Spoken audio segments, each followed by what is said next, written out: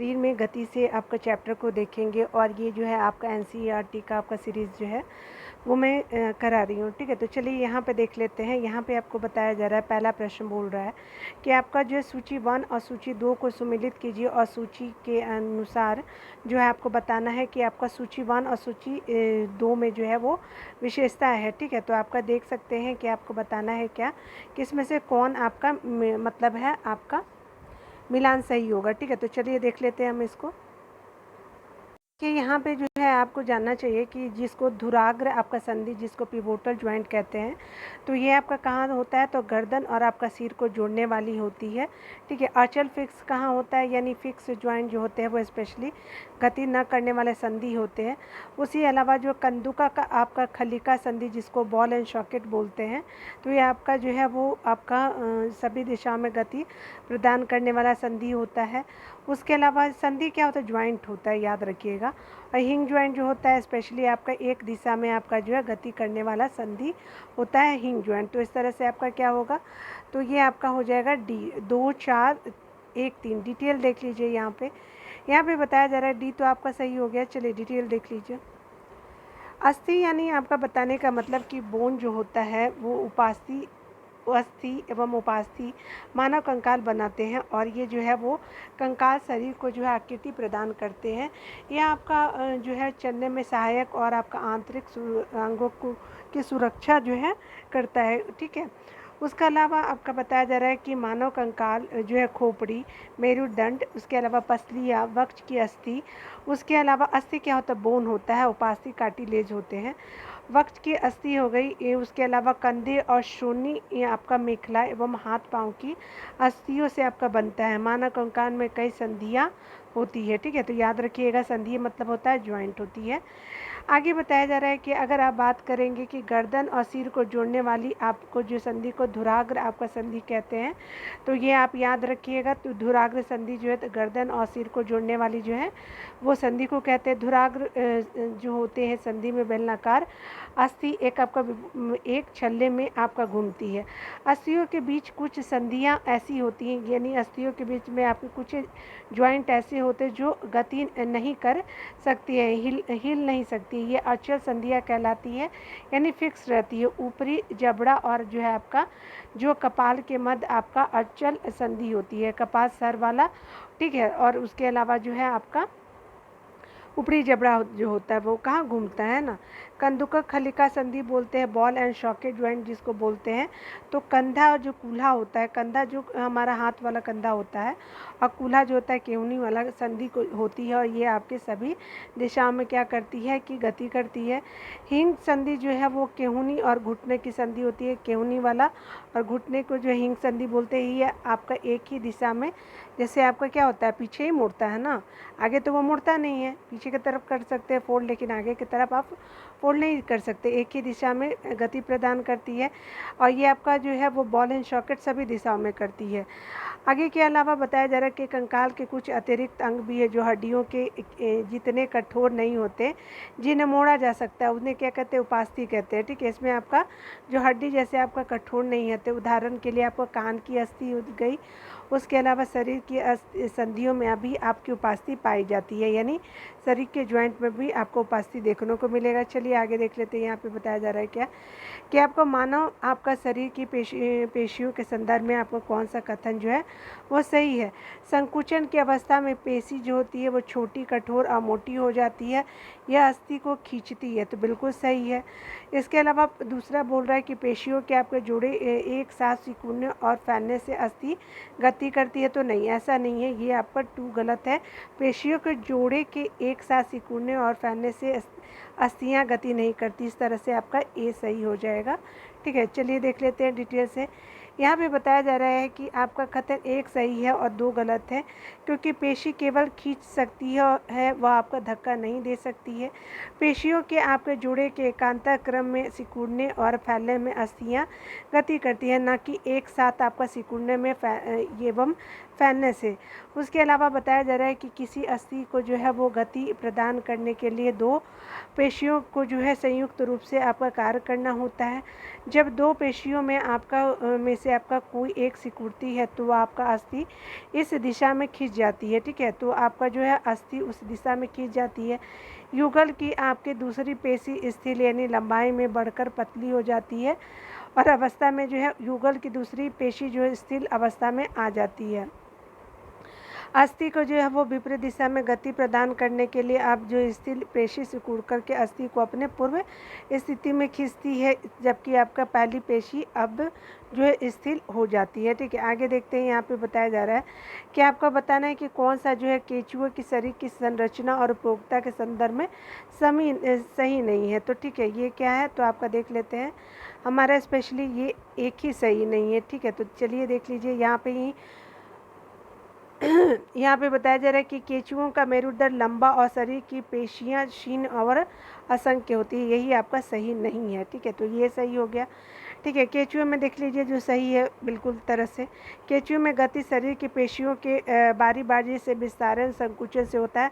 ऐसे चलती है फिर फोल्ड होती है, फिर चलती है फिर फोल्ड होती है ना, फिर चलती है फिर फोल्ड होती है, इसी तरह से आपका संकुचन और विस्तारण होता रहता है, बिल्कुल सही है। देखिए हमको गलत बोला था इसीलिए हमने उसको चुना ए को। शरीर की अर्ध सतह पर आपका सूक यानी बाल जैसी आपका आकृति यानी केंचुए को भूमि पर आपका पकड़ बनाने में सहायक होती है। उसके अलावा जो है केंचुआ जो है वो मिट्टी को उपजाऊ बनाने में सहायक होता है, बिल्कुल सही। तो ए आपका क्या है तो आपका ए क्या है तो आपका सही है, यानी आपका यहाँ पे अस्थि नहीं होती यहाँ पे, क्योंकि गलत पूछा था हमसे। परंतु इनमें आपका पेशियाँ होती है, अस्थि नहीं होता, लेकिन आपका पेशियाँ होती है। ये पेशियाँ इसके शरीर के घटने संकुचन और बढ़ने विस्तारण में सहायक होती है। पेशियाँ जो होती हैं, पेशियों के संकुचन और विस्तारण की प्रक्रिया से ही आपका जो है केंचुआ जो है गति करता है, अतः ए गलत है और बी सी डी आपका सही है। आगे बताया जा रहा है कि शरीर के आपका केंचुए के शरीर में छोटे छोटे अनेक सूक आपका जो है वो मिट्टी में उसकी जड़ को जो है मजबूत बनाते हैं। इसके शरीर में कुछ चिकने पदार्थ होते हैं, ये भी आपके इसके चलने में सहायक होते हैं। केंचुए अपने रास्ते में आने वाली मिट्टी को खाते हैं और इनका जो शरीर अनपचे पदार्थ को आपको बाहर निकालता है। केंचुए द्वारा किया गया यह कार्य जो है मिट्टी को उपजाऊ बना देता है और जिससे कि आपका पौधों को फ़ायदा होता है, ठीक है। यहाँ पे बताया जा रहा है कि केंचुए के जो है श्वसन के संदर्भ में कौन सा कथन सही है। तो आपका जो है केंचुआ जो है वो आपका त्वचा द्वारा श्वसन लेता है, बिल्कुल मुख द्वारा नहीं लेता है, नासिका ग्रंथि द्वारा नहीं लेता है, त्वचा द्वारा केंचुआ श्वसन लेता है, बी सही हो जाएगा। यहाँ पे बताया जा रहा है क्या कि आपको बताना है कौन सा सही है, ठीक है। तो देखिए घेंगे के बारे में, घेंगे का जो कवच उसका बाह्य कंकाल कहलाता है, परंतु यह आपका अस्थियों का जो है वो अस्थियों का नहीं बना होता है, आपका जो है बाह्य कंकाल जो होते हैं, ठीक है। उसके अलावा जो बताया जा रहा है कि घेंगे के पेशीय पाद चलने में उसकी सहायता करते, बिल्कुल सही। उसी तरह से आपका यह आपका कवच आपका घोंगे के आपका वजन को जो है संतुलित करता है और इससे भी आपका उसे चलने में सहायता होती है। तो नहीं, ये आपका सही नहीं है, एक और दो ही आपका सही है, ठीक है। देखिए यहाँ पे बताया जा रहा है कि घेंगे जैसे घेंगे बोल रही हूँ मैं कब से, सॉरी। घोंगे का कवच इसका बाह्य कंकाल है, परंतु यह आपका अस्थियों का नहीं बना होता है। यह आपका कवच एकल जो है वो एकक होता है, यानी सिंगल यूनिट होता है और यह आपका घोंगे की जो है घोंगे को चलने में सहायता नहीं करता, यह घोंगे के साथ जो है खींचता जाता है। तो ये आपका 3 क्या है तो गलत हो जाएगा। घोंगे के पाद यानी पैर एक जो होते हैं वो मोटी मांसल आपकी जो है वो संरचना के रूप में होते हैं, जो आपका दृढ़ पेशियों के आपके बने होते हैं। घोंगा अपने इन्हीं पेशी आपका पाद की आपकी सहायता से चलता है, ठीक है। चलिए आगे देख लेते हैं। यहाँ पे बता रहा है क्या कि आपको बताना है कि कौन सा इसमें आपको सही मिलाना है, ठीक है। तो देख लीजिए आपका जो है वो तिलचट्टा, तो तिलचट्टा क्या होता है, इसका जो होता है वो आपका ए का पहला 3 हो जाएगा। तिलचट्टा इसका शरीर कठोर बाह्य कंकाल द्वारा ढका रहता है, बिल्कुल। उसके अलावा पक्षी जो होते हैं इसकी अस्थियों में आपका वायु प्रकोष्ठ होता है, बिल्कुल। तो आपका 2 का ए हो जाएगा। उसके अलावा जो मछलियाँ होती हैं, मछलियाँ का जो है शरीर आपका धारा रेखीय होता है, बिल्कुल सही है, ठीक है, तो 2 हो जाएगा सी का। उसी तरह से सर्प, इसका शरीर अनेक वलय में आपका मुड़ा रहता है, बिल्कुल सही। तो आपका क्या हो जाएगा, 3 1 2 4 है, तो देख लीजिए 3 1 2 4 किस में है, तो आपका 1 में है, ठीक है। देखिए यहाँ पे बताया जा रहा है कुछ चीज़ें स्पेशली, यहाँ पे बताया जा रहा है क्या कि तिलचट्टे जो होते हैं का शरीर कठोर बाह्य कंकाल द्वारा ढका होता है। यह आपका कंकाल विभिन्न एककों की परस्पर संधियों द्वारा बनता है, जिसके कारण गति संभव हो पाती है। तिलचट्टे में उपस्थित विशिष्ट पेशियां चलने और उड़ने में आपकी इसकी सहायता करती है। पक्षियों की अस्थियों में आपका वायु प्रकोष्ठ होते हैं, जिनके कारण इनकी अस्थियां हल्की परंतु मजबूत होती हैं। अग्रपादों की आपकी अस्थियां जो है रूपांतरित होकर के पक्षी के जो पंख बनता है। मछली का सिर और मूंछ जो होते हैं वो आपका क्या होता है, शरीर के जो मछली का सिर और पूंछ उसके आपके मध्य जो है भाग की आपकी अपेक्षा पतले और एवं आपका नुकीले होते हैं, ठीक है। मछली का जो सिर और पूंछ होता है उसके मध्य भाग आपका अपेक्षा जो होते हैं पतले एवं नुकीले होते हैं। शरीर की आपकी ऐसी आकृति धारा रेखीय होती है। मछली शरीर के दोनों ओर एकांतर के क्रम में वलय बना करके जल में तैरती है। सर्प के बारे में देख लीजिएगा तो मेरुदंड लंबा होता है सर्प का, और शरीर की पेशियां क्षीण और असंख्य होती है, वे परस्पर जुड़ी रहती है। सर्प का अनेक वलयों में आपका मुड़ा होता है, ठीक है। शरीर जो होता है अनेक वलयों में मुड़ा होता है, प्रत्येक वलय आगे को धक्का देता है एवं आपका इस कारण क्या होता है कि सर्प बहुत तेज गति से आगे की ओर चलता है, परंतु सरल रेखा में नहीं चलता है, ठीक है। अर्थात सर्प अपने शरीर के दोनों ओर एकांतर क्रम में आपका जो होता है वलय यानी लूप बनाता है। भूमि पर वलयकार आपका जो है वो गति करता हुआ आगे बढ़ता है, ठीक है। देखिए आपका सजीव और उनका जो है वो परिवेश को देख लेते हैं। ये आपको यूनिट 9 देखने होगा, सजीव एवं उनके परिवेश को देख लीजिए। पौधों और जीवों में अनुकूलन के संदर्भ में निम्नलिखित कथनों पर आपको विचार करना है। पौधों और जीवों के विशिष्ट लक्षण और स्वभाव जो उन्हें एक आपका आवास विशेष में रहने के लिए अनुकूल बनाते हैं, अनुकूलन होते हैं, बिल्कुल सही। उसी तरह मैदानी क्षेत्र के एक व्यक्ति को ऊंचाई आपका ऊंचे पहाड़ी क्षेत्र में तीव्र गति से आपका सांस लेनी पड़ती है, ठीक है, और परंतु थोड़े दिनों बाद वह सहज हो जाता है। यह आपका अनुकूलन का सटीक उदाहरण है, नहीं, ये आपका गलत है, एक ही सही है, ठीक है। तो यहाँ पे ए जो है वो आपका सही है, ठीक है, तो ए आपका सही हो जाएगा। चलिए डिटेल देख लीजिए क्यों गलत है। तो यहाँ पे बताया जा रहा है कि आपका एक सही और 2 गलत है, क्योंकि अनुकूलन अल्पकाल में नहीं होता है, ये हजारों वर्षों में आपका आय परिवर्तनों के जो है होते हैं वो आपके प्रति पौधों एवं आपको जीवों के अनुकूलन होने से संबंधित है, ठीक है। मैदानी क्षेत्रों के व्यक्ति को पहाड़ी क्षेत्रों में जाने पर सहज होने में कुछ दिन लगते हैं, ये आपका परिवर्तन अल्प अवधि से संबंधित है। अल्प अवधि जो होता है किसी एक जीवन के शरीर में होने वाले जो होते हैं ये छोटे छोटे परिवर्तन जो है वो पर अनुकूलन कहलाते हैं, ठीक है। यह आपका परिवर्तन हजारों वर्षों में आपका हुए अनुकूलन से भिन्न होता है, जो आपका एक्लिमेटाइजेशन जो होता है वो आपकी यानी आपका परे अनुकूलन जो होता है, ठीक है। 2 देख लीजिए यहाँ पे क्या बताया जा रहा है। तो 2 में आपको देखना चाहिए कि आपका यहाँ पे बताया जा रहा है कि किसी सजीव का परिवेश आपका जो जिसमें वह आपका रहता है आवास कहलाता है। आवासों में आपका विभिन्न घटक उपस्थित होते हैं, इन घटकों के संदर्भ में आपको कौन सा सही है तो बताना है। किसी आवास में पाए जाने वाले आपके सभी जीव जो होते हैं पौधे और जंतु उसके जैव घटक है, ठीक है। आगे बताया जो बिल्कुल सही है। आपके चट्टान और मिट्टी जो होते हैं वो आपका मिट्टी, वायु और जल जैसे अनेक निर्जीव वस्तुएं जो होते हैं आवास के आपका अजैव घटक, तो बिल्कुल सही है, ए और बी सही है, ठीक है। और सूर्य का प्रकाश और ऊष्मा जैसे आपका ऊर्जा घटक, इन दोनों घटकों में से किसी में सम्मिलित नहीं है, तो आपका ये क्या है तो गलत हो जाएगा, 1 और 2 हो जाएगा, ठीक है। तो देख लेते हैं 1 और 2 सही है। और आपका बताया जा रहा है कि आपका क्योंकि सूर्य का प्रकाश एवं ऊष्मा भी जो है वो परिवेश या आवास के जैव जो है अजैव घटक है, ठीक है, अजैव है। सूर्य का प्रकाश ऊष्मा भी आपका परिवेश या फिर आवास के अजैव घटक है। इन्हें जो है कभी कभी ऊर्जा के घटक के रूप में भी आपका वर्गीकृत किया जाता है, ठीक है। यहाँ पे देख लीजिए, यहाँ पे बताया जा रहा है क्या कि आपका जो है वो बताना है कि ऊंट एवं मरुस्थलीय परिस्थितियों के लिए अनुकूलित होता है, जिसके अनुकूलन के संदर्भ में कौन आपका जो है कत्तों पे विचार करना है, ठीक है। तो ऊँट मरुस्थलीय परिस्थितियों के लिए अनुकूलित होते हैं। देखिए उसके पैर लंबे होते हैं ऊँट के, और इससे आपका उसका शरीर रेत की गर्मी से आपका क्या होता है, दूर रहता है। बिल्कुल सही। उसमें मूत्रोत्सर्जन की मात्रा बहुत कम होती है, और तथा मल जो होते शुष्क होता है, ये भी सही है।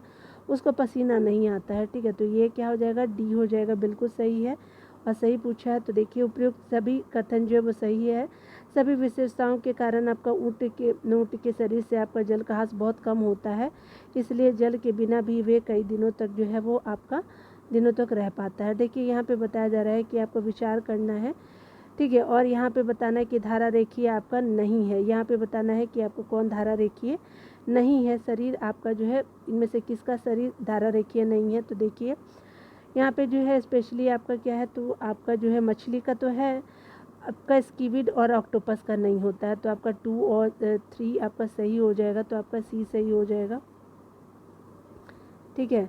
यहाँ पे बताया जा रहा है कि आपका जो है वो आपका जो है मछली का शरीर जो है धारा रेखीय होता है, या आपका मछली को आपका पानी में गति करने में सहायक होता है। मछली का शरीर चिकने शल्कों से आपका ढका होता है। ये शल्क मछली को सुरक्षा प्रदान करते हैं, साथ ही जल में आपका सुगम गति में आपका सहायक होते हैं। उसके अलावा बताया जा रहा है कि दूसरे बहुत से समुद्री जंतुओं का आपका शरीर भी धारा रेखीय होता है, ठीक है। उसके अलावा परंतु स्कीविड और ऑक्टोपस जैसे आपका समुद्री आपके जंतुओं का शरीर आमतौर पर धारा रेखीय नहीं होते हैं। जब वे जल में चलते हैं तो उनके शरीर का धारा रेखीय बना लेते हैं, लेकिन होता नहीं है, ठीक है। तो आप देख चुके हैं, यहाँ पे बताया जा रहा है कि कौन जो है वो आपका निम्नलिखित में से बताना है कि श्वसन के लिए आपके गिल का यूज़ नहीं करते, क्लोम का यूज़ नहीं करते। गिल को क्लोम बोलते हैं, तो नहीं करते। तो ये स्पेशली आपका व्हेल और डॉल्फिन नहीं करता। ऑक्टोपस करता है लेकिन व्हेल और डॉल्फिन नहीं करते हैं। आपका क्या हो जाएगा, तो आपका जो है वो सी सही हो जाएगा, देख भी सकते हैं। देखिए यहाँ पे बताया जा रहा है कि जल में आपका श्वसन के लिए आपका ऑक्टोपस के शरीर में गिल क्लोम होते हैं। गिल स्क्विड और मछलियों में भी आपका होते हैं, परंतु डॉल्फिन एवं आपका व्हेल जैसे कुछ आपका जो है जंतुओं में गिल नहीं होता। किसमें, डॉल्फिन एवं व्हेल जैसे आपका कुछ जंतुओं में गिल नहीं होता। ये आपका सिर पर स्थित नासाद्वार द्वारा आपका अथवा वात छिद्रों द्वारा श्वास लेते हैं। ये लंबे समय तक बिना श्वास लिए रह सकते हैं। वे आपका समय समय पर समुद्री सतह पर आकर रख के आपका श्वसन छिद्रों से जल बाहर निकालते हैं एवं आपका श्वास द्वारा जो है स्वच्छ वायु अंदर भरते हैं, ठीक है। आगे बताया जा रहा है कि नागफनी के पौधे में आपका प्रकाश संश्लेषण किस भाग में होता है, तो तने में होता है, बी हो जाएगा, ठीक है। देखिए यहाँ पे बताया जा रहा है कि आपका नागफनी एक आपका मरुस्थलीय पौधा है। मरुस्थलीय पौधे आपका वाष्पोत्सर्जन द्वारा आपका जल की बहुत कम मात्रा में निष्कासित करते हैं। मरुस्थलीय पौधों में पत्तियाँ या तो आपका अनुपस्थित होते हैं अथवा बहुत छोटी होती है। कुछ पौधे में आपका पत्तियाँ कांटों का रूप ले लेती हैं। इससे पत्ती में होने वाले वाष्पोत्सर्जन में होने वाली जल ह्रास में आपका कमी आती है, ठीक है।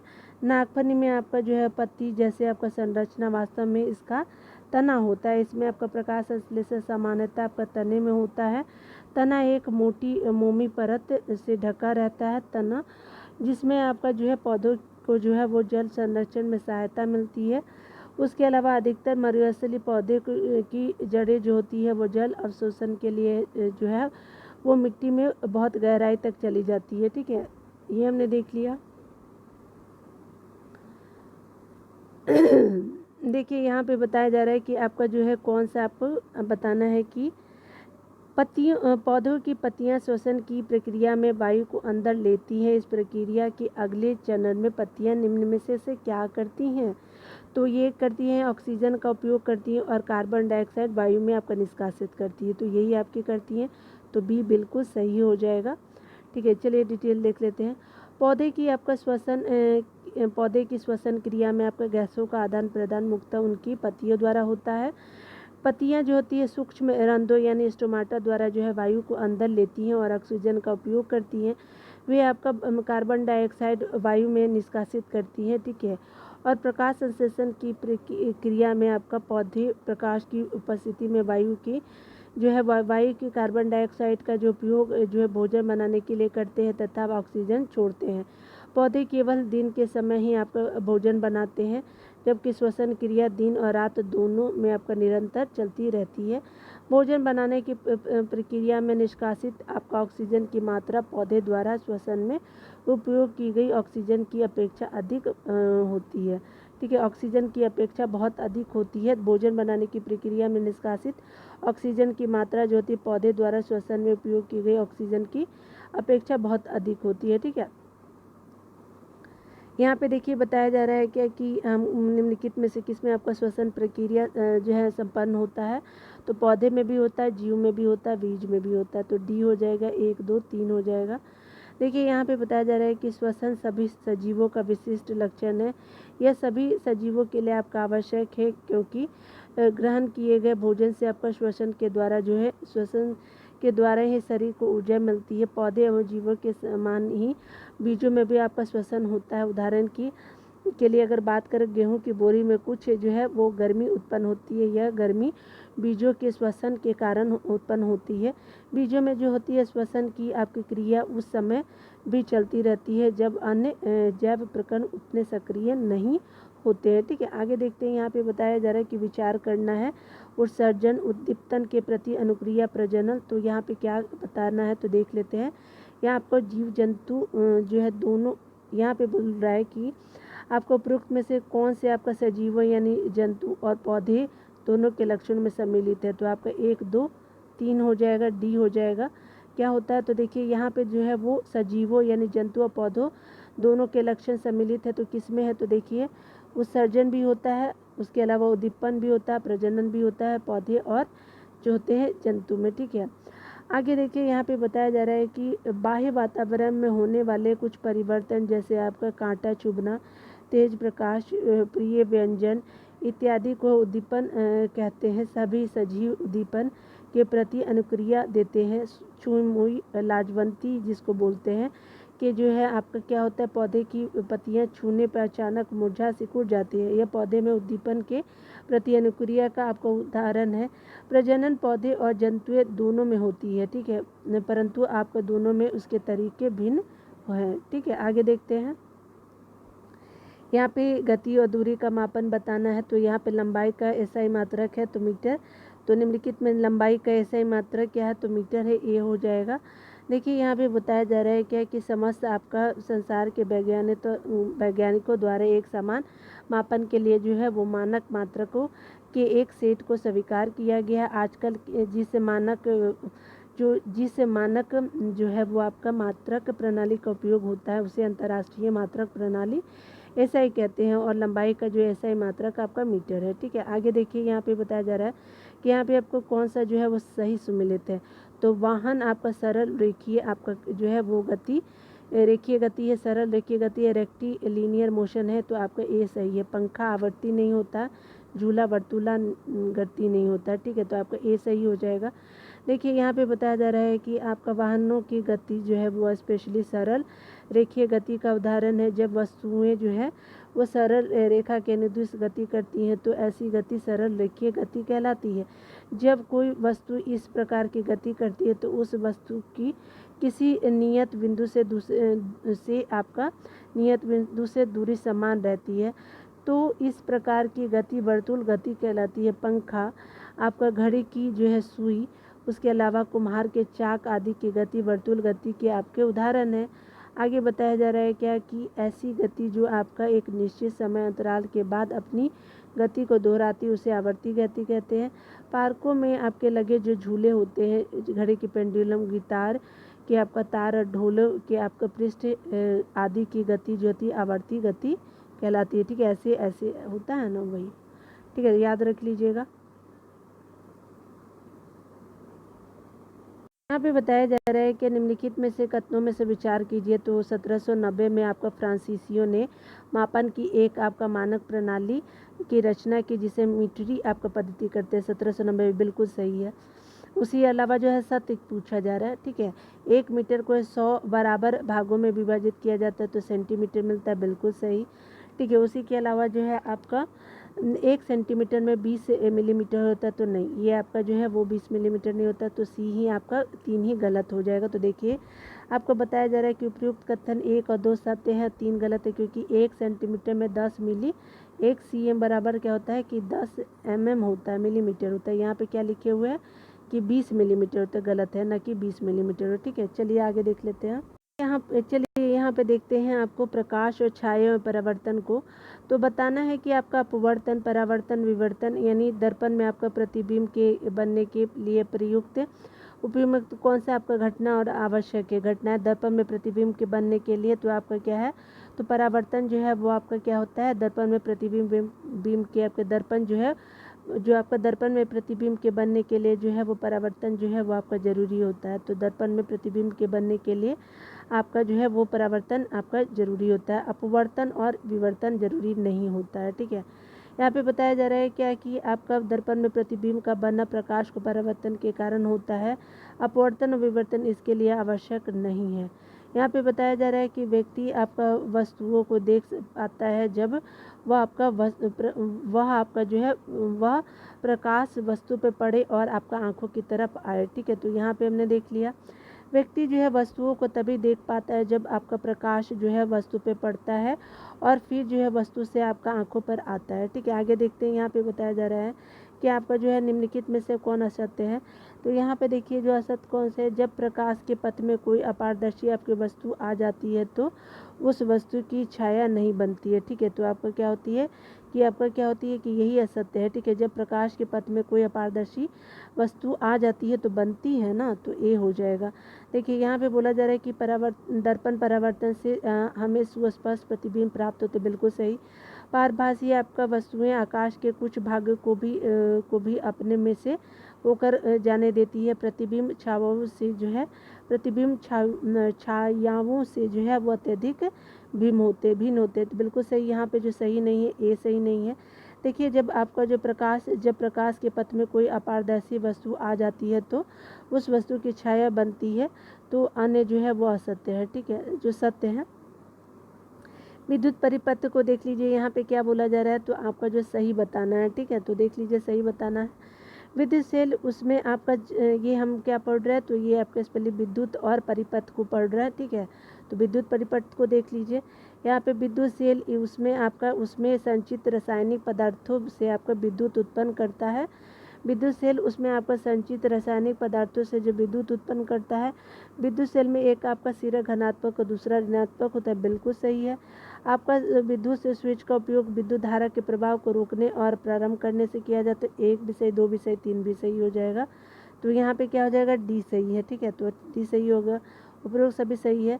विद्युत सेल में जो है आपका विद्युत सेल में विद्युत उसमें संचित रासायनिक पदार्थों के कारण उत्पन्न होता है।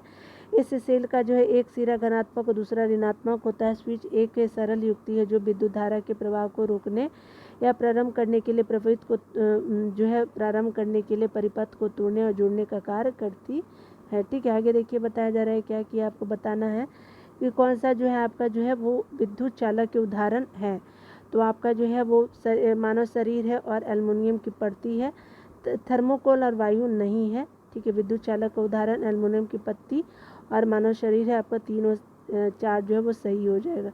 देखिए आपका जिन पदार्थों से आपका होकर के विद्युत धारा प्रवाहित हो सकती है वे विद्युत जो है वो चालक है। वो आपका जिन पदार्थों से होकर विद्युत धारा नहीं जो है वो प्रवाहित होती है वे विद्युत रोधक कहलाती है। थर्मोकोल और वायु जो है वो विद्युत रोधक है, जबकि एल्युमिनियम की पत्ती विद्युत चालक है। मानव शरीर भी आपका बहुत अच्छा विद्युत चालक है। ठीक है, यहाँ पे देखिए बताया जा रहा है क्या,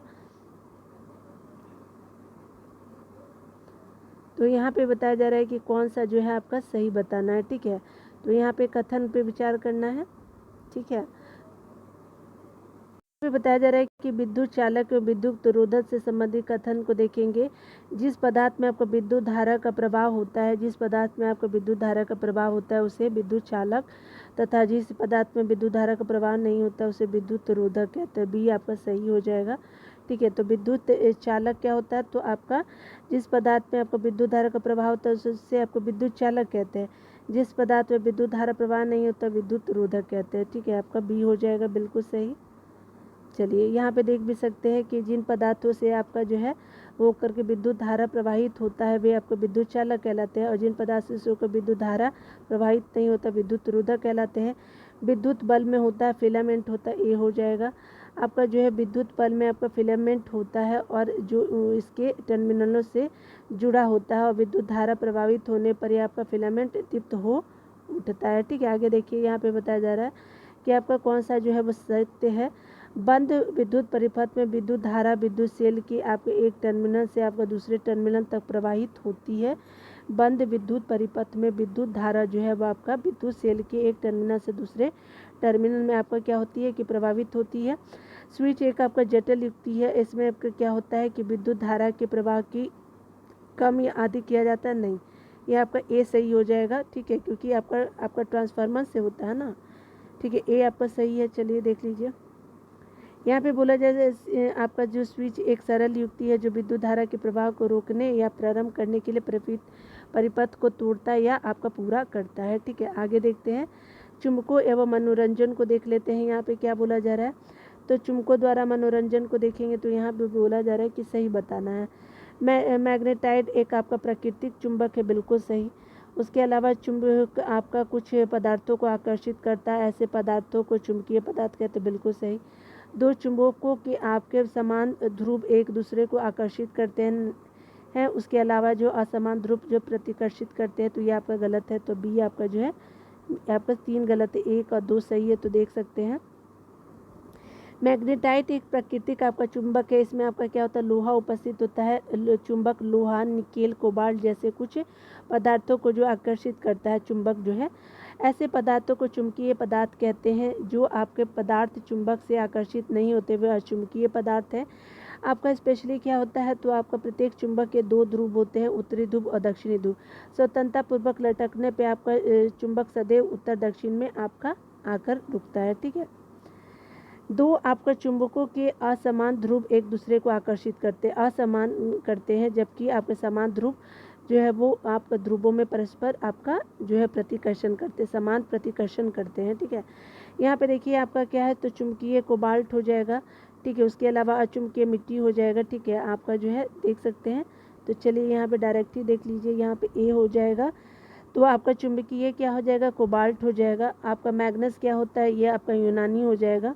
ठीक है, आपका 2 हो जाएगा, 4 हो जाएगा। मैग्नेटाइट क्या है, तो ये आपके प्राकृतिक चुंबक हो जाएगा, 3 हो जाएगा। अचुंबकीय आपका मिट्टी हो जाएगा, तो 1 हो जाएगा। तो आपका 2 4 3 1 हो जाएगा। ठीक है, देखिए यहाँ पे बताया जा रहा है क्या, चुंबकीय क्या है कोबाल्ट हो गया, अचुंबकीय मिट्टी हो गया। मैग्नस यूनान से थे और मैग्नेटाइट जो है प्राकृतिक चुंबक। माना जाता है कि प्राचीन यूनान में आपका मैग्नस नामक एक गडेरिये के द्वारा जो है प्राकृतिक जो है आपका चुंबक की खोज की गई थी। संभवतः मैग्नस के नाम पर ही आपका प्राकृतिक चुंबक का नाम जो है मैग्नेटाइट रखा गया। ठीक है, आगे देखते हैं यहाँ पे बताया जा रहा है क्या आपको बताना है कि आपका कौन सा कथन सत्य है। प्रत्येक चुंबक के उत्तरी और दक्षिणी ध्रुव होते हैं, बिल्कुल। चुंबक को जो है गर्म करने और चोट करने और ऊंचाई से गिराने पे चुंबक अपना गुण खो देता है, बिल्कुल सही। 1 भी 2 भी सही है। स्वतंत्र आपका पूर्वक लटकाने पर चुंबक सदैव उत्तर दक्षिण दिशा में आकर रुकता है, बिल्कुल सही। कृत्रिम चुंबक एक ही आपका आकार के होते हैं, नहीं। ठीक है, तो ये आपका गलत है। तो आपका क्या हो जाएगा 1 2 3 हो जाएगा, सी हो जाएगा। प्रत्येक चुंबक के आपका 2 ध्रुव होते हैं, उत्तरी और दक्षिणी होते हैं। चुंबक को गर्म करने पर ठीक है, गर्म करने उस पर चोट करने और ऊंचाई से गिराने पर उसके चुंबकीय गुण क्या हो जाते हैं, नष्ट हो जाते हैं। यदि किसी चुंबक को जो है स्वतंत्रता पूर्वक लटकाया जाता है तो सदैव उसकी एक सिरा उत्तर की ओर दूसरा सिरा दक्षिण की ओर आकर के रुकता है, इसलिए उन्हें जो उत्तरी ध्रुव और दक्षिणी ध्रुव कहा जाता है। कृत्रिम चुंबक को जो विभिन्न आकारों में आपको बनाया जा सकता है। ठीक है,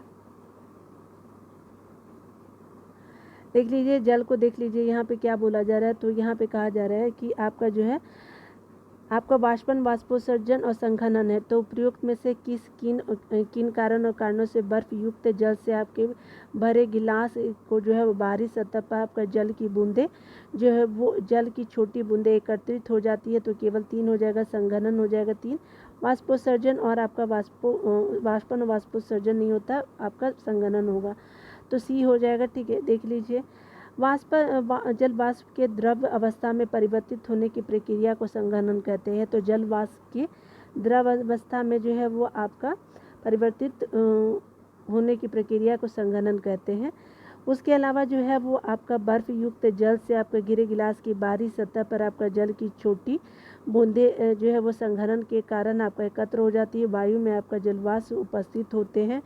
जब आपका वायु किसी आपका ठंडे पृष्ठ के आपका संपर्क में आती है तो उसमें उपस्थित जलवाष्प ठंडा होकर संघनित हो जाता है तथा जल की बूंदें जो है होती है वो पृष्ठ पर दिखाई पड़ती है। वाष्पन और जो है आपका क्या होता है कि आपका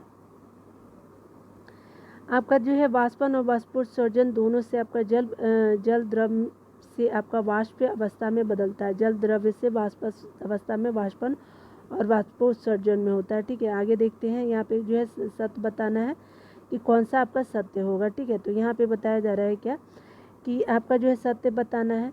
तो यहाँ पे क्या होगा, वायु में आपका जल चक्र के बारे में, तो यहाँ पे आपका 3 ही सही हो जाएगा सिर्फ। ठीक है, वायु में प्रविष्ट जल से आपका बादल बनते हैं और आपका वर्षा, ओले और हिम के रूप में आपका जल पुनः धरती पर वापस आता है। ठीक है, तो देख सकते हैं आपका क्या है, तो आपका 3 सही हो जाएगा। दोनों ऑप्शन को भी देख ही लीजिए। ठीक है ना, देखिए यहाँ पे बताया जा रहा है क्या कि आपका जो है वायु में आपका जल और वाष्पन संघनन के प्रक्रमों द्वारा प्रवेश करता है। वायु में जल जो है वाष्पन और संघनन के प्रक्रमों द्वारा प्रवेश करता है नहीं। उसी के अलावा जो है जल को पृथ्वी के पृष्ठ पर आपका पुनः वापस लाने में वाष्पोत्सर्जन प्रक्रम की जो है वो महत्वपूर्ण भूमिका होती है, ये भी नहीं है। ठीक है, तो 3 सही हो जाएगा। यहाँ पे देखिए बताया जा रहा है क्या कि आपका जो है 1 और 2 जो है वो कथन गलत है, क्योंकि वायु में आपका जल वाष्पन एवं वाष्पोत्सर्जन के प्रक्रमों द्वारा प्रवेश करता है। प्रकृति में जल चक्र के लिए जो है वायु में जल वाष्प का उपस्थित होना अनिवार्य है। जल को जो है पृथ्वी के आपका पृष्ठ पर आपका पुनः वापस लाने में संघनन प्रक्रम महत्वपूर्ण होता है, जबकि वाष्पोत्सर्जन से जो जल वायु में मिलता है। ठीक है, आगे बताया जाए कि वायु में प्रविष्ट जल जलवाष्प के रूप में होता है जिससे बादल बनते हैं। ठीक है, और आपका जल जो है आपका वर्षा, यह जल जो है वर्षा, ओले और हिम के रूप में जब पुनः धरती पर वापस आता है। आपका अंतिम चरण में जो है यह आपका जल नदियों और झरनों से होता है एवं पुनः महासागरों में आ जाता है। इस प्रकार जो है जल चक्र पूर्ण होता है, इसलिए पृथ्वी पर जल की कुल मात्रा समान ही रहती है। ठीक है, आगे देखते हैं। यहाँ पे बताया जा रहा है क्या कि आपको जो बताना है कि कौन सा जो है वो सत्य नहीं है। तो वर्षा का जल एकत्र करने पर वर्षा जल संग्रहण कहलाता है, बिल्कुल सही। समुद्र और महासागर के जल में बहुत से लवण घुले होते हैं, इससे आपका जल खारा हो जाता है, पीने योग्य नहीं होता। ये 1 और 2 सही है, आपका सत्य नहीं पूछा जा रहा, तो इनमें से कोई नहीं होगा, सभी सत्य ही है। देखिए दोनों जो है वो सत्य ही है, और वर्षा के जल को एकत्र करना ही आपका वर्षा जल संग्रहण है, और महासागरों और समुद्रों में लवण की उपस्थिति के कारण जल खारा होता है। आपका यह पानी जो होता है पीने योग्य नहीं होता है। यहाँ पे बताया जा रहा है कि राइम ऑफ दी एनिशियंट आपका मैरीनर जो है, राइम ऑफ दी एंशियंट मैरीनर कविता के रचयिता कौन है, एस.टी. कॉलरिज है। तो राइम ऑफ दी एंशियंट मैरीनर है। ठीक है, एस.टी. कॉलेज जो है 1798 में जो है बी हो गया। 1798 में लिखित कविता राइम ऑफ द एंशियंट मैरीनर, इस कविता में कवि ने महासागरों में बट के किसी जहाज के नाविकों की करुणा गाथा का आपका उल्लेख किया है। इस कविता की एक पंक्ति, हर जगह जल ही जल है, पीने के लिए जो है वो कोई बूंद नहीं है। ठीक है, यहाँ पे बताया जा रहा है कि आपको जो हमारे चारों ओर वायु को देखेंगे तो यहाँ पे सही बताना है। तो वायु अनेक गैसों का मिश्रण है, इस मिश्रणों के आपके प्रमुख अवयवों से संबंधित विचार कीजिए। वायु में आपका ऑक्सीजन और नाइट्रोजन मिलकर के जो है वो 99% आपका भाग बनाते हैं, तो बिल्कुल सही है, ऑक्सीजन और नाइट्रोजन मिलकर के 99%। शेष आपका 1% भाग में कार्बन डाइऑक्साइड और कुछ अन्य गैसें, जलवाष्प और जो है धूल के कण होते हैं, बिल्कुल सही। 1 और 2 दोनों सही होगा। तो ठीक है, यहाँ पे क्या हो जाएगा, सी सही हो जाएगा। ठीक है, यहाँ पे देखिए बताया जा रहा है क्या है कि वायु अनेक गैसों का जो है वो मिश्रण है। इसमें आपका मुख्यतः नाइट्रोजन, ऑक्सीजन, उसके अलावा थोड़ी मात्रा में कार्बन डाइऑक्साइड तथा इससे भी कम मात्रा में अन्य गैसों का मिश्रण होता है। इस मिश्रण का जो 99% भाग जो है ऑक्सीजन, आपका 20.95 जो है वो प्रतिशत ऑक्सीजन होता है। ठीक है, ऑक्सीजन और नाइट्रोजन जो 78 पॉइंट मिल करके 09 जो है 99 बन जाता है, ये दोनों को जोड़ेंगे तो। जबकि शेष 1% जो है आर्गन 0.9%, उसके अलावा जो है वो 0.4% आपका कार्बन डाइऑक्साइड और कुछ अन्य गैसें जलवाष्प और धूल के कण होते हैं। इस मिश्रण में आपका बनी वायु की जो आपका परत पृथ्वी की को घेरे हुए उसे आपका वायुमंडल कहते हैं। ठीक है, आपका इस मिश्रण से बनी वायु की जो परत पृथ्वी को घेरे हुए उसे क्या कहते हैं, वायुमंडल कहते हैं। ठीक है, आगे देखिए, यहाँ पे बताया जा रहा है क्या कि आपका कौन जो है वो सत्य नहीं है बताया जा रहा है। तो 2 और 4 जो है सत्य नहीं। देखिए, गतिशील वायु को पवन कहते हैं, बिल्कुल सही। वायु स्थान नहीं घेरती है। उसके अलावा जो है वायु की वह परत जो आपको पृथ्वी को घेरे रखती वायुमंडल है, बिल्कुल सही है। सही नहीं कौन, तो वायु प्रत्येक आपका स्थान पे मिलती है, उसे देख नहीं सकते हैं। ठीक है, तो आपका देखिए यहाँ पे क्या हो जाएगा, 2 और 4 जो है गलत हो जाता है। गतिशील आपका बताया जा रहा है कि गतिशील वायु को पवन कहते हैं और वायु स्थान घेरती है तथा वायु प्रत्येक स्थान पर मिलती है, लेकिन इसे देखा नहीं जा सकता है। वायु की परत जो पृथ्वी को घेरे हुए उसे वायुमंडल कहते हैं। ठीक है, यहाँ पे देखिए बताया जा रहा है क्या कि आपका जो है वो जलीय आपका प्राणी आपका श्वसन के लिए जल में घुली जो है वायु का उपयोग करते हैं। जलीय प्राणी श्वसन के लिए जो है जल में घुली वायु का प्रयोग करते हैं, बिल्कुल सही। वायु और आपका जो जलीय प्राणी जो होते हैं श्वसन के लिए जल में घुली हुई वायु का प्रयोग करते हैं। वायु नाइट्रोजन, ऑक्सीजन, कार्बन डाइऑक्साइड, जलवाष्प कुछ ऐसे गैसों का मिश्रण है। तो क्या हो जाएगा, दोनों सही है लेकिन स्पष्टीकरण नहीं कर रहा, भी हो जाएगा। जलीय जो प्राणी है वह श्वसन के लिए जो है जल में घुली ऑक्सीजन जो है जलीय प्राणी श्वसन के लिए जल में घुली वायु का उपयोग करते हैं। वायु में ऑक्सीजन, नाइट्रोजन और कार्बन डाइऑक्साइड, जलवाष्प तथा कुछ अन्य गैसों का मिश्रण पाया जाता है। ठीक है, आगे देखिए बताया जा रहा है कि कौन जो है वो स्पेशली आपको वायु घटक जलने में आपका सहायक है, तो ऑक्सीजन होता है, बी हो जाएगा। देखिए बताया जा रहा है कि आपका जलने की क्रिया केवल ऑक्सीजन की उपस्थिति में ही संभव है। प्रकृति में जल चक्र के लिए आपका वायु में जलवाष्प की उपस्थिति होना अनिवार्य है। पादप और जंतु श्वसन क्रिया में आपका ऑक्सीजन का उपयोग करते और आपका कार्बन डाइऑक्साइड बनाते हैं। तो पादप और जंतु श्वसन क्रिया में ऑक्सीजन का उपयोग करते हैं, ठीक है, और आपका कार्बन डाइऑक्साइड बनाते हैं। देखिए 16 नंबर को देख लेते हैं, ये आपका क्या है, तो कचरा संग्रहण और निपटान है। तो देख लीजिए यहाँ पे आपका स्पेशली बताया जा रहा है कि कौन सा जो है सही है। ठीक है, तो सही को बताना है। तो आपका क्या है, तो वर्मी कंपोस्ट के बारे में देखते हैं, अथवा क्रीमी कंपोस्टिंग में लाल केचुओं का प्रयोग होता है। इन आपका लाल केचुओं के संदर्भ में आपका निम्नलिखित तत्वों पर विचार कीजिए। लाल केचुआ का दांत नहीं होते, बिल्कुल सही। ये आपको भोजन को गीजट की सहायता से पीसते हैं, बिल्कुल। अंडे की छिलकी और समुद्री शंख और आपका सीपी का चूरा भोजन को पीसने में केचुओं की सहायता करते हैं, बिल्कुल सही है। तो आपका क्या है, तो 1 और 2 बिल्कुल सही, और सी हो जाएगा। यहाँ पे बोला जा रहा है कि केचुए किसानों के मित्र कहे जाते हैं। केचुओं की सहायता से जो है आपका कंपोस्ट बनाने की विधि को वर्मी कंपोस्ट या क्रीमी कंपोस्टिंग कहते हैं। लाल केचुओं के दांत नहीं होते हैं और आपका इसमें एक विशेष संरचना होती है जिसे गीजट कहते हैं, जो आपको भोजन को पीसने में इसकी सहायता करता है। और अंडे के आपके छिलके और आपका अथवा जो है वो समुद्री शंख और सीपी का जो है चूरा आहार के साथ मिलाने पर यह आपका भोजन को पीसने में केचुओं की सहायता करता है। लाल केचुए बहुत गर्म और ठंडे वातावरण में जीवित नहीं रह सकते हैं। इन्हें अपने आसपास की नमी की जो है आवश्यकता होती है। ठीक है, तो याद रखिएगा, ना तो ज़्यादा ठंडा चाहिए ना ही आपका ज़्यादा गर्मी चाहिए। ठीक है, यहाँ पे देखिए बताया जा रहा है क्या कि आपको विचार करना है। तो आपका देख सकते हैं कि इसमें क्या करना है, तो इस पर आपको सही बताना है। ठीक है, तो सही कौन सा सही है, तो चलिए देख लेते हैं। कागज का जो है वो पुनर्चक्रण आपका संभव है। अब पुनर्चक्रण से उपयोगी चीज़ें बनाई जाती, बिल्कुल सही। कंपोस्टिंग द्वारा प्लास्टिक को जो है कम हानिकारक पदार्थों में आपका परिवर्तन करना संभव, बिल्कुल सही। पौधे और जंतु अपशिष्टों को खाद में परिवर्तित किया जा सकता, बिल्कुल सही। सभी प्रकार के प्लास्टिक गर्म करने पर अथवा जलाने पर हानिकारक गैस उत्पन्न छोड़ते हैं, बिल्कुल सही। तो 1 2 3 4 आपका सब सही है। ठीक है, तो ये क्या हो जाएगा, तो आपका 1 2 3 4 हो जाएगा। यहाँ पे बताया जा रहा है कि कागज़ का जो है पुनर्चक्रण संभव, इससे आपको उपयोगी चीज़ें बनाई जा सकती, प्लास्टिक की कंपोस्टिंग नहीं की जा सकती है। जबकि पौधे एवं आपका जंतु अपशिष्टों को कंपोस्टिंग की जा सकती है। प्लास्टिक को गर्म करने और जलाने पर हानिकारक गैसें निकलती है। ठीक है, यहाँ पे बताया जा रहा है क्या कि कौन सा जो है आपका दुष्परिणाम होते हैं प्लास्टिक से। तो देखिए आपका दुरुपयोग के कौन से दुष्परिणाम होते हैं।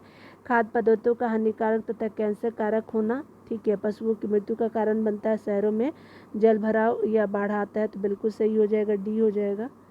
ठीक है, प्लास्टिक की थैलियाँ में आपका पैक किए गए भोजन खाने जो है स्वास्थ्य के लिए हानिकारक हो सकता है। गंदगी के कारण सभी प्रकार के प्लास्टिक के गर्म करने अथवा जलाने पर हानिकारक गैस छोड़ते हैं, और ये गैस बहुत से स्वास्थ्य संबंधी समस्याएं जिनमें आपका मानव कैंसर भी सम्मिलित है उत्पन्न करती है। उसके अलावा बताया जा रहा है कि प्लास्टिक की थैलियाँ जो है वो पैक कूड़े को आपका जानवर भोजन की लालच में थैली सहित निगल जाते, जिससे उसकी मौत हो जाती है। बिल्कुल, प्लास्टिक के थैले से शहर के नाले और सीवर बंद हो जाते हैं, जो शहरों में आपका बाढ़ और जल भराव का महत्वपूर्ण कारण बनता है। ठीक है, ठीक है, तो यहीं तक था। तो आज आपका क्लास 6 वाला कंप्लीट हो गया है। मिलते हैं अगले वीडियो में। क्लास 7 का NCERT को देख लेंगे। खुद का ख्याल रखिए, पढ़ते रहे, टेक केयर।